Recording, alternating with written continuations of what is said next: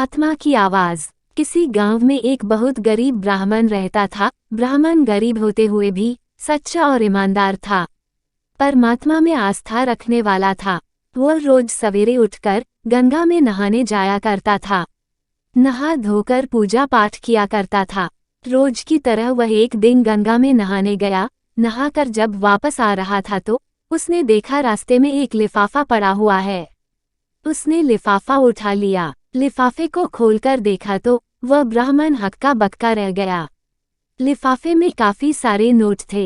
रास्ते में नोटों को गिनना ठीक न समझकर उसने लिफाफा बंद कर दिया और घर की तरफ चल दिया। घर जाकर उसने पूजा पाठ करके लिफाफे को खोला। नोट गिनने पर पता चला कि लिफाफे में पूरे 20,000 रुपए थे।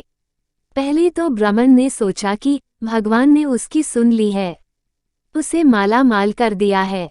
ब्राह्मण की खुशी ज्यादा देर रुक नहीं सकी। अगले ही पल उसके दिमाग में आया कि हो सकता है यह पैसे मेरे जैसे किसी गरीब के गिरे हों। शायद किसी ने अपनी बेटी की शादी के लिए जोड़ कर रखे हों। उसकी आत्मा ने आवाज दी कि वह इन पैसों को ग्राम प्रधान को दे आए। वह उठा और ग्राम प्रधान के घर की तरफ को चल दिया। अभी वह ग्राम प्रधान के आंगन में ही गया था, उसे लगा कोई गरीब आदमी पहले से ही ग्राम प्रधान के घर आया हुआ है। वह भी उनके पास पहुंच गया। गरीब आदमी रो रोकर प्रधान को बता रहा था कि कैसे कैसे यत्नों से उसने पैसे जोड़े थे, पर कहीं रास्ते में गिर गए थे। सारी कहानी सुनने पर गरीब ब्राह्मण ने जेब से पैसे निकले और उस गरीब आदमी को देते हुए कहा कि मुझे ये पैसे रास्ते में मिले हैं। आपकी कहानी सुनने के बाद अब यकीन हो गया है कि ये पैसे आपके ही है।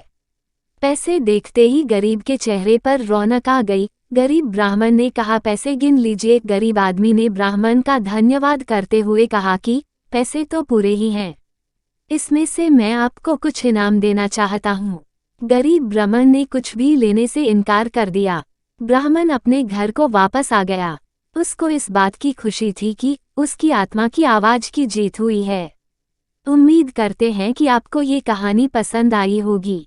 चैनल पर नए हैं तो चैनल को सब्सक्राइब जरूर करें और इस कहानी पर आपकी क्या राय है हमें कमेंट करके जरूर बताएं।